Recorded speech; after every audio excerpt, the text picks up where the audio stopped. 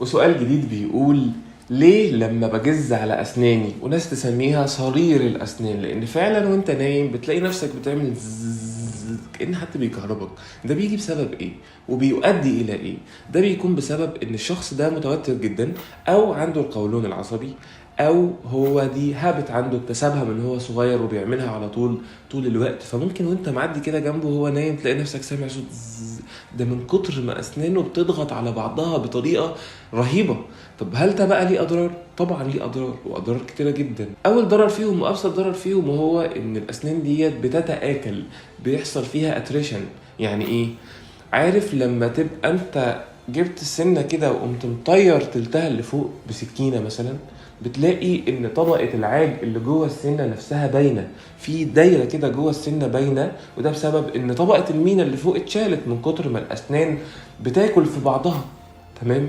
تاني مشكلة بسبب الصرير الأسنان ده، تاني مشكلة بتحصل وهي حساسية الأسنان. ليه بيحصل حساسية في الأسنان؟ لأن طبقة العاج بقت مكشوفة، وطبقة العاج دي طبقة حساسة جدا جدا للمياه الساقعة والمياه السخنة.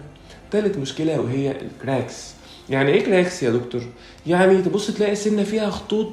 عارف الكوباية الإزاز لما تقع تتخبط خبطة جامدة فما تتكسرش بس يبقى فيها خطوط مشروخة؟ نفس الفكرة بالظبط.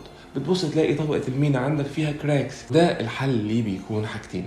الحاجة الأولى هو إن أنت تعمل حاجة اسمها نايت جارد. يعني إيه نايت جارد؟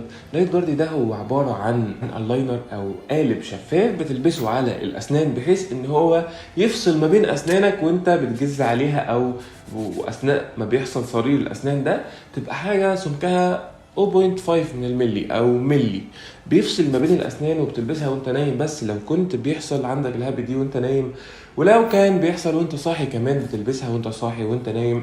وكل ده علشان تحمي اسنانك من ان يحصل فيها المشاكل الكتيره اللي انا لسه قايل عليها دي. والحل التاني هو ان انت تشوف سبب التوتر ده ايه. الشغل، القولون العصبي تعالجه، توتر ومشاكل في حياتك حاول تريلاكس وتهدى يا صديقي. هي الحياة كلها أصلا مش مستاهلة، والدنيا بسيطة وجميلة، وإن شاء الله أشوفكم على خير في فيديو جديد.